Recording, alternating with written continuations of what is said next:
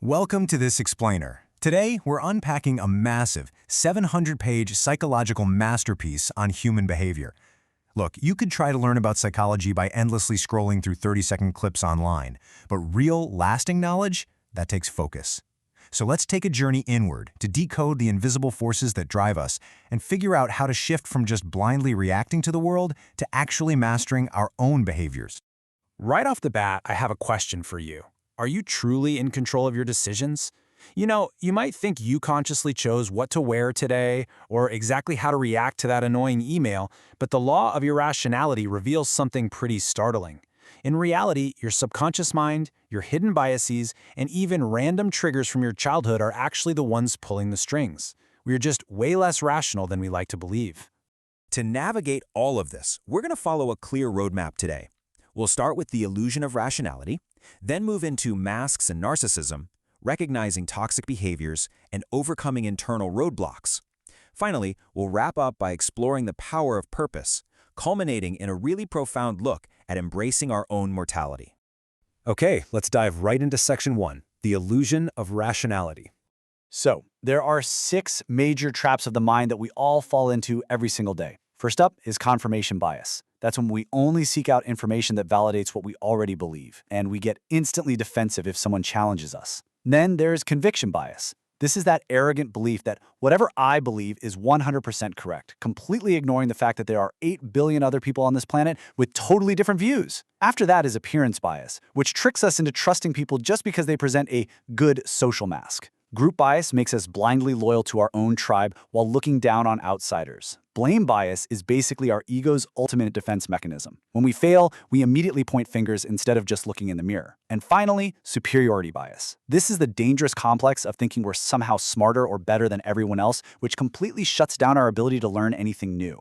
So how do we actually escape these traps? Well, there are 3 crucial stages of recovery here. Step 1 is to just observe your triggers. Notice the things that set you off, especially the ones rooted in your childhood or in moments of high stress. Step 2 is acceptance. You have to actually admit that you have these irrational flaws. If you skip this, step 3 is literally impossible. And step 3 is to simply pause. Instead of lashing out the second you're provoked, take a step back, figure out exactly why you're angry, and use your conscious mind to control your reaction. Moving right along to Section 2, masks and narcissism. The famous psychologist William James really hit the nail on the head when he said, "Our deepest and most fundamental need is to be appreciated." At our core, so many of the toxic, extreme things we end up doing for attention stem from this desperate, childlike need to just feel valued. Think about it. When we're young, we are the center of attention. But the problem is, some people never actually grow out of that phase, and they carry a deeply toxic level of self-absorption right into adulthood. And this brings us to the 4 distinct types of narcissism. First, you've got the complete narcissist. These folks lack all empathy, they view themselves as the literal center of the universe, and they absolutely drain the energy out of everyone around them. Then there's the theatrical narcissist, who treats real life like a stage play where they are the star, constantly thriving on drama and exhausting everyone else. Third is the narcissistic couple. This is when 2 self-absorbed people get trapped in their own isolated echo chamber, validating absolutely no one but each other. But notice the 4th type, the healthy narcissist. This is the ideal balance. It's someone who has a strong sense of self-care and self-worth, but balances it beautifully with genuine empathy and attention for the people around them.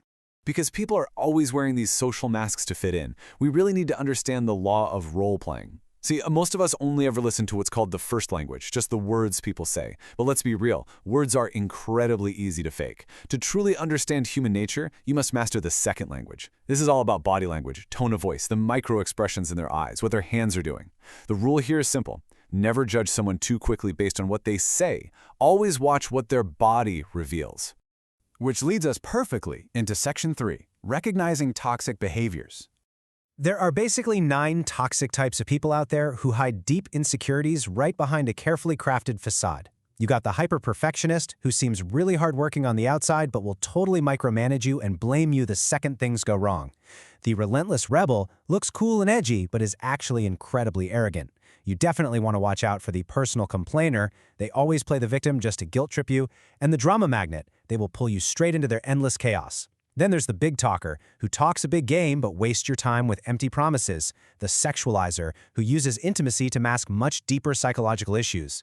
The pampered prince or princess, who isn't looking for a partner, they're looking for a parent to coddle them. The pleaser, who is just way too afraid to show their true self. And finally, the savior, who eagerly helps you, but only to make you completely dependent on them. Spotting these hidden red flags early is going to save you a whole lot of heartache, for sure. Let's pivot back inward now for Section 4, Overcoming Internal Roadblocks. We all have these 6 internal saboteurs, and honestly, they are absolutely lethal to your potential. First is envy. Envy makes us totally blind to our own blessings because we're too busy obsessing over what the next guy has, which leads straight to bitterness. Then there's short-sightedness, which causes us to make incredibly impulsive, terrible choices, like gambling our savings for quick riches instead of just playing the long game. Defensiveness is a huge one. It makes us build these massive walls the moment anyone gives us constructive feedback, which completely stunts our growth. Self-sabotage sneaks in when a lack of self-belief makes us unconsciously torch our own opportunities. Repression, which is basically hiding our true feelings because we're afraid of what society thinks, leads directly to severe, crippling anxiety. And finally, conformity. This strips away everything that makes you unique just so you can blend in comfortably with the herd. But wait, it's not like all strong emotions are inherently bad. When we look at the law of aggression, we see that leaving these feelings unchecked turns them into negative aggression. That's your anger, your envy, the destructive stuff that just drains your energy. But when you figure out how to harness it, it flips into positive aggression. This is that raw determination, that laser focus, and the undeniable drive you need to smash through obstacles and actually hit your goals. At the end of the day, it's entirely about how you channel that energy. And that sets us up for Section 5, the power of purpose. The absolutely crucial takeaway here is pretty stark. Aimlessness leads directly to depression and anxiety. So many people just wander aimlessly through life, totally paralyzed by the fear of failure or crushed under the weight of social pressure. But when you finally look inward, find your own meaning, and commit to a unique purpose, it's literally like unlocking a hidden reservoir of energy. You stop drifting and you finally start driving. Which brings us to our final and arguably most profound section, embracing our mortality. We are entering the climax of this explainer now, the ultimate existential truth that fundamentally changes how we view every single law we've talked about today. Consider this incredibly profound realization from Astuncer Hussein Tarar. Until the very last moment of life, a person keeps thinking that others will die, but I will not. We carry this childish delusion with us from the time we're little kids. We hear death announcements, we see it happen to the people around us, and yet subconsciously we convince ourselves that we're somehow the exception to the rule. We walk around thinking we have all the time in the world. And because we don't truly deeply believe our time is limited, we end up wasting it.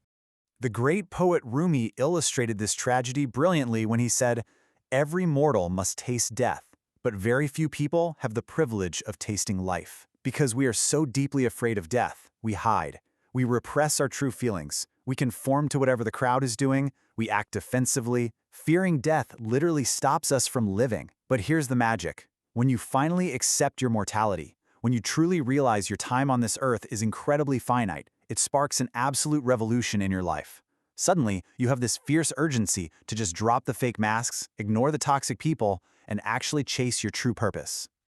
So, that brings us to a final, rather provocative question. If the angel of death arrived today and said, "Your time is up," would you actually be ready to go? Or would you be begging for more time because you haven't truly lived yet? Look, don't wait. Use these laws of human nature to break free from your own irrational biases. Stop wasting time, stop living your life for other people's approval, and start mastering your own nature today. Thank you so much for joining me on this explainer, and I really hope this sparks the revolution you've been waiting for.